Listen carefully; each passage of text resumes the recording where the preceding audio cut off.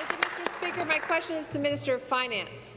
It's now clear that this government is continuing its all-out attack on horse racing in this province. First, the government suddenly cancels the Slots at Racetracks program that helped to support the industry for years, a decision that led to the loss of thousands of rural jobs and the deaths of thousands of horses. Now, for the second year in a row, Kawartha Downs, in my riding, was denied an application for additional racing dates. This is a rural racetrack trying to make things work despite this government's attack on the industry, but they still get shot down. How does the minister expect tracks like Kawartha Downs to succeed when they have both hands tied behind their back? Thank you. Minister of Finance.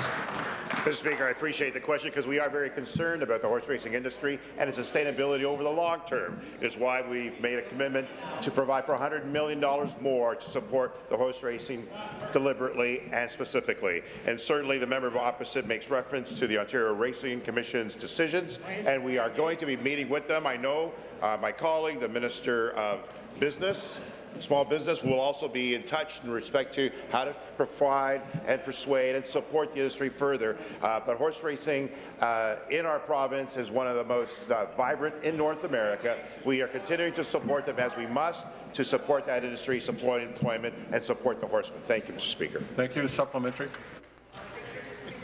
Sir, well, it was one of the most vibrant in North America. It isn't now.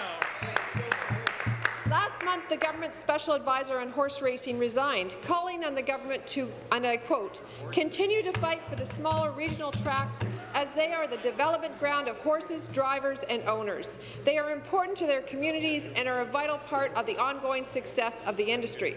Unfortunately, this government is busy doing the exact opposite. They say one thing on this file and do another.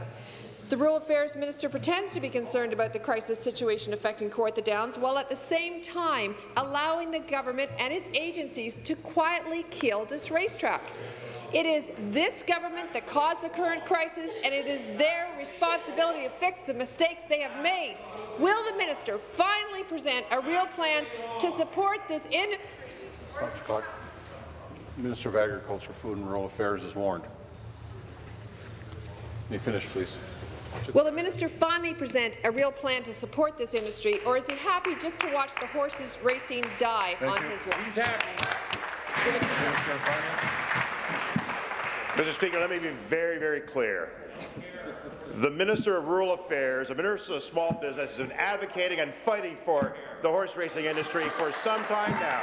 We're very proud of this man for all that he has done, and proud of this Premier who stood and fought for the industry, recognizing that it was lacking transparency, the funding wasn't going to where it needed to be, it was going to big shots in the United States, Mr.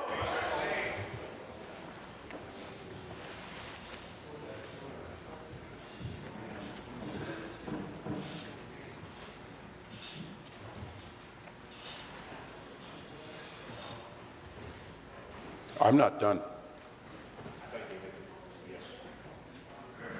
The Minister of Agriculture, Food and Rural Affairs is named. How did Lisa get away from that? Come to order.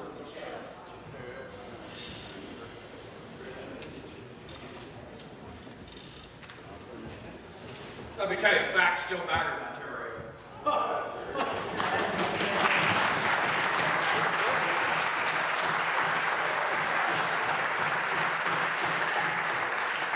And there are several members here that could be named as well.